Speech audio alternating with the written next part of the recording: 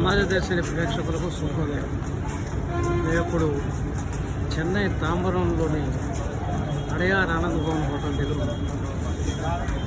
ఇక్కడ కాఫీ అద్భుతంగా ఉంది, సూపర్ కాఫీ. ఒకటే కాదండి, ఇక్కడ స్వీట్స్, రకరకాల టిఫిన్స్ ఉన్నాయి. టిఫిన్లు కూడా చాలా చాలా అద్భుతంగా ఉన్నాయని అందరూ బ్రహ్మాండంగా ఎంజాయ్ చేస్తూ తింటున్నారు. One should visit this hotel. Tambaram వచ్చినప్పుడు మిస్ అవ్వకుండా